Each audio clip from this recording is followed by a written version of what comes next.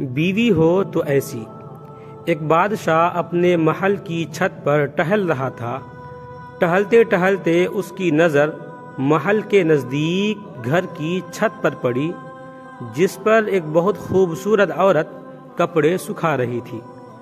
بادشاہ نے اپنے ایک باندی کو بلا کر پوچھا، کس کی بیوی ہے یہ؟ باندی نے کہا، بادشاہ سلامت، یہ آپ کے غلام فیروز کی بیوی ہے۔ بادشاہ نیچے اترا۔ بادشاہ پر اس عورت کے حسن و جمال کا سحر سا چھا گیا تھا۔ اس نے فیروز کو بلایا۔ فیروز حاضر ہوا تو بادشاہ نے اس سے کہا، فیروز، ہمارا ایک کام ہے، ہمارا یہ خط فلاں ملک کے بادشاہ کو دے آؤ اور اس کا جواب بھی ان سے لے آنا۔ فیروز اس خط کو لے کر گھر واپس آ گیا۔ خط کو اپنے تکیے کے نیچے رکھ دیا، سفر کا سامان تیار کیا، رات گھر میں گزاری اور صبح منزل مقصود پر روانہ ہو گیا، اس بات سے لا علم کہ بادشاہ نے اس کے ساتھ کیا چال چلی ہے۔ ادھر جیسے ہی فیروز نظر سے اوجھل ہوا، بادشاہ چپکے سے فیروز کے گھر پہنچا اور آہستہ سے فیروز کے گھر کا دروازہ کھٹکھٹایا۔ فیروز کی بیوی نے کہا، کون ہے؟ بادشاہ نے کہا، میں بادشاہ ہوں، تمہارے شوہر کا مالک۔ تو اس نے دروازہ کھولا۔ بادشاہ اندر آ کر بیٹھ گیا۔ فیروز کی بیوی نے حیران ہو کر کہا، آج بادشاہ سلامت یہاں ہمارے غریب خانے میں؟ بادشاہ نے کہا، میں یہاں مہمان بن کر آیا ہوں۔ فیروز کی بیوی نے بادشاہ کا مطلب سمجھ کر کہا، میں اللہ کی پناہ چاہتی ہوں آپ کے اس طرح آنے سے، جس میں مجھے کوئی خیر نظر نہیں آ رہی۔ بادشاہ نے غصے میں کہا، اے لڑکی، کیا کہہ رہی ہو تم؟ شاید تم نے مجھے پہچانا نہیں، میں بادشاہ ہوں، تمہارے شوہر کا مالک۔ فیروز کی بیوی نے کہا، بادشاہ سلامت، میں جانتی ہوں کہ آپ ہی بادشاہ ہیں، لیکن بزرگ کہہ گئے ہیں، شیر کو اگرچہ جتنی ہی بھوک لگی ہو، وہ مردار تو نہیں کھانا شروع کر دیتا۔ اور کہا، بادشاہ سلامت، تم اس کٹورے میں پانی پینے آئے ہو جس میں تمہارے کتے نے پانی پیا ہے۔ بادشاہ اس عورت کی باتوں سے بڑا شرمسار ہوا اور اس کو چھوڑ کر واپس چلا گیا، لیکن اپنے چپل وہیں بھول گیا۔ یہ سب تو بادشاہ کی طرف سے ہوا۔ اب فیروز کو آدھے راستے میں یاد آیا کہ جو خط بادشاہ نے اسے دیا تھا وہ تو گھر پر ہی چھوڑ آیا ہے۔ اس نے گھوڑے کو تیزی سے واپس موڑا اور اپنے گھر کی طرف لپکا۔ فیروز اپنے گھر پہنچا تو تکیے کے نیچے سے خط نکالتے وقت اس کی نظر پلنگ کے نیچے پڑے بادشاہ کے نالین یعنی چپل پر پڑی، جو وہ جلدی میں بھول گیا تھا۔ فیروز کا سر چکرا کر رہ گیا اور وہ سمجھ گیا کہ بادشاہ نے اسے سفر پر صرف اس لیے بھیجا تاکہ وہ اپنا مطلب پورا کر لے۔ فیروز کسی کو کچھ بتائے بغیر چپ چاپ گھر سے نکلا۔ خط لے کر وہ چل پڑا اور کام ختم کرنے کے بعد بادشاہ کے پاس واپس آیا تو بادشاہ نے اسے انعام کے طور پر 100 دینار دیے۔ فیروز دینار لے کر بازار گیا اور عورتوں کے استعمال کے قیمتی کپڑے اور کچھ تحائف بھی خرید لیے۔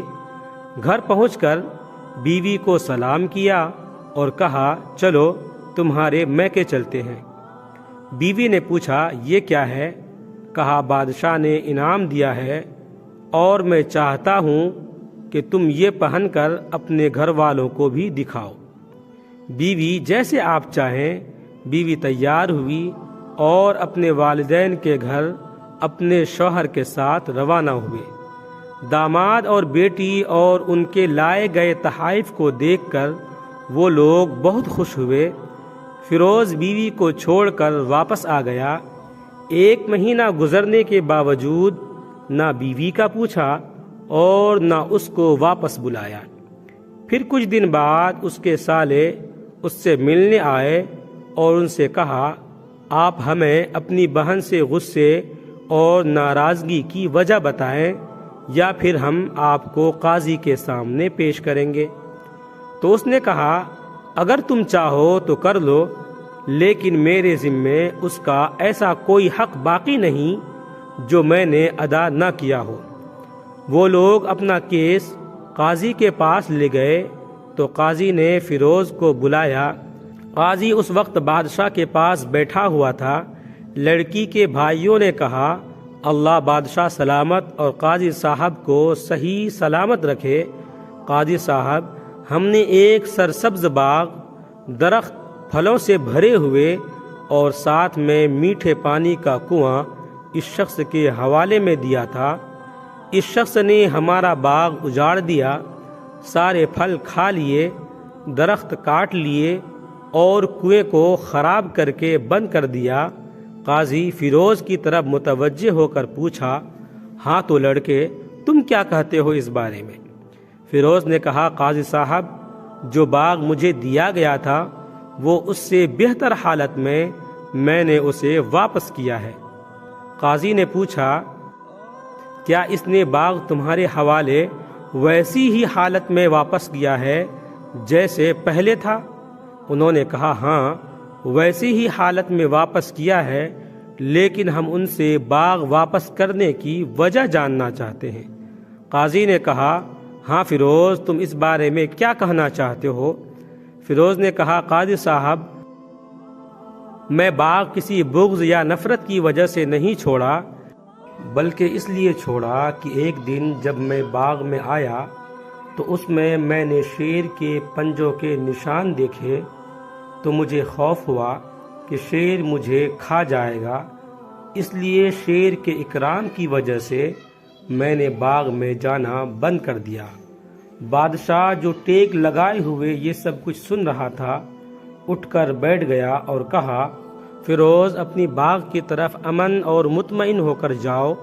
اللہ کی قسم، اس میں کوئی شک نہیں کہ شیر تمہارے باغ آیا تھا، لیکن وہ وہاں پر نہ تو کوئی اثر چھوڑ سکا اور نہ کوئی پتا توڑ سکا اور نہ ہی کوئی پھل کھا سکا۔ وہ وہاں پر تھوڑی دیر رہا اور مایوس ہو کر لوٹ گیا، اور خدا کی قسم، میں نے کبھی تمہارے جیسے باغ کے گرد لگے مضبوط دیواریں نہیں دیکھی۔ فیروز اپنے گھر لوٹ آیا اور اپنی بیوی کو بھی واپس لے لیا۔ نہ تو قاضی کو پتہ چلا اور نہ ہی کسی اور کو کہ ماجرا کیا ہے۔ کیا خوب بہتر ہے اپنے اہل و عیال کے راز کو چھپانا کہ لوگوں کو پتہ نہ چلے، اپنے گھروں کے بھید کسی پر ظاہر نہ ہونے دیں۔ ویڈیو اچھا لگے تو لائک کریں، کمنٹ کریں، شیئر کریں، اور اس طرح کے اور بھی ویڈیوز حاصل کرنے کے لیے اس چینل کو زیادہ سے زیادہ سبسکرائب کریں۔ آپ تمام لوگوں کا بہت بہت شکریہ ہوگا۔